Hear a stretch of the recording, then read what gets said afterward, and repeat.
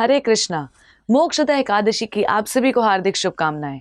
मोक्षदा एकादशी बहुत ही पावन है। इसका अर्थ है मोक्ष प्रदान करने वाली मोक्षदा, जैसे यशोदा यानी यश प्रदान करने वाली।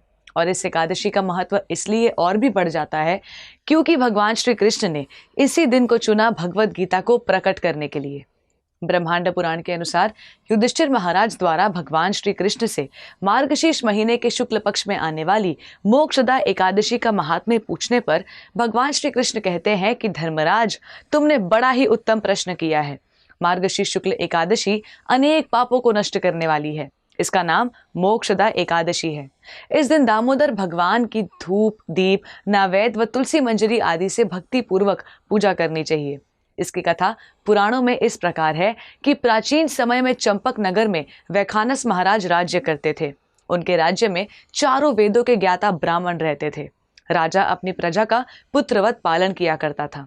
एक रात्रि को स्वप्न में राजा ने अपने पिता को नरक की यातनाएं भोगते देखा। इस प्रकार का स्वप्न देखकर राजा बड़ा ही व्याकुल हुआ। वो बेचैनी से सुबह होने की प्रतीक्षा करने लगा।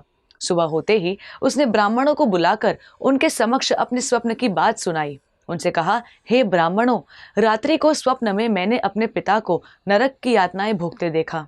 उन्होंने मुझसे कहा कि हे पुत्र, मैं घोर नरक भोग रहा हूँ, मेरी यहाँ से मुक्ति कराओ। जब से मैंने उनके ये वचन सुने हैं तब से मुझे चैन नहीं।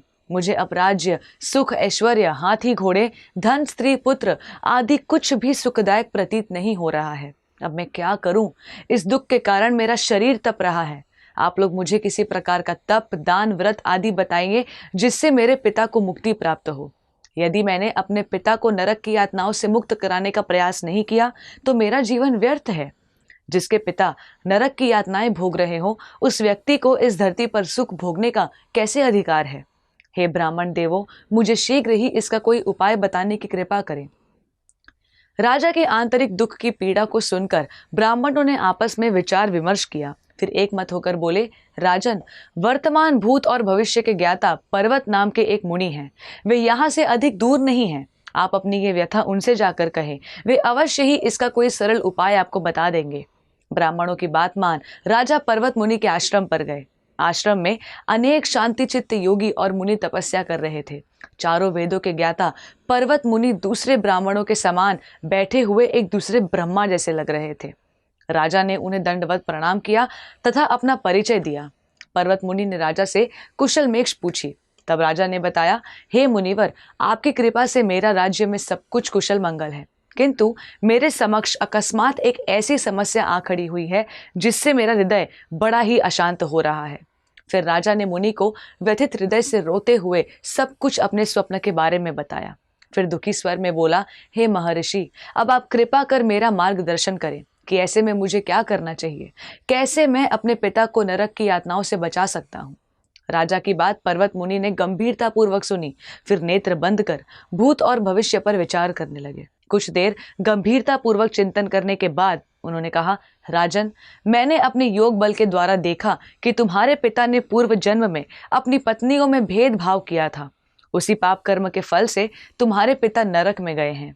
वैखानस ने अपने पिता के उद्धार हेतु प्रार्थना करने पर पर्वत मुनि ने बोला, हे राजन, मार्गशीर्ष मास के शुक्ल पक्ष में जो एकादशी होती है उसे मोक्षदा एकादशी कहते हैं। ये मोक्ष प्रदान करने वाली है। आप इस मोक्षदा एकादशी का व्रत करें और उस व्रत के पुण्य को संकल्प करके अपने पिता को अर्पित कर दें। एकादशी के पुण्य प्रभाव से अवश्य ही आपके पिता की मुक्ति होगी। पर्वत मुनि के वचनों को सुनकर राजा अपने राज्य को लौटे और परिवार सहित मोक्षदा एकादशी का व्रत किया। इस व्रत के पुण्य को राजा ने अपने पिता को अर्पित कर दिया। इस पुण्य के प्रभाव से राजा के पिता को सहज ही मुक्ति मिल गई। राजा के पिता ने दर्शन देते हुए कहा, हे पुत्र, तेरा कल्याण हो। इतना कहकर राजा के पिता ने स्वर्ग को प्रस्थान किया। भगवान श्री कृष्ण आगे कहते हैं कि जो मनुष्य मार्गशीर्ष माह के शुक्ल पक्ष की एकादशी का उपवास करते हैं उनके सभी पाप नष्ट हो जाते हैं। इस उपवास से उत्तम और मोक्ष प्रदान करने वाला कोई भी दूसरा व्रत नहीं है। ये उपवास मोक्ष प्रदान करने वाली चिंतामणि के समान है, जिससे उपवास करने वाले की सभी मनोकामनाएं पूर्ण होती हैं। अतः भगवान श्री हरि विष्णु के निमित्त ये उपवास पूर्ण निष्ठा व श्रद्धा से करना चाहिए। इस मोक्षदा एकादशी पर आप सब भी व्रत का पालन करें, जिसका उद्देश्य है भगवान श्री कृष्ण को प्रसन्न करना, उनकी भक्ति करना, उनकी सेवा करना। वह इसका सबसे सरल साधन है उनके दिव्य नामों का जप करना। हरे कृष्णा कृष्ण कृष्ण हरे हरे, हरे राम राम राम हरे हरे। तथा साथ ही इस दिन भगवत गीता यथारूप का पाठ भी अवश्य करें, और स्वयं पाठ करने के साथ आप इसका दान भी कर सकते हैं, दूसरों को भगवत गीता उपहार में दे सकते हैं। तो इस मोक्षदा एकादशी पर आप सब भी व्रत रखिए, भगवत गीता का पाठ कीजिए, दान कीजिए और अपना मनुष्य जीवन सफल कीजिए। धन्यवाद। हरे कृष्णा।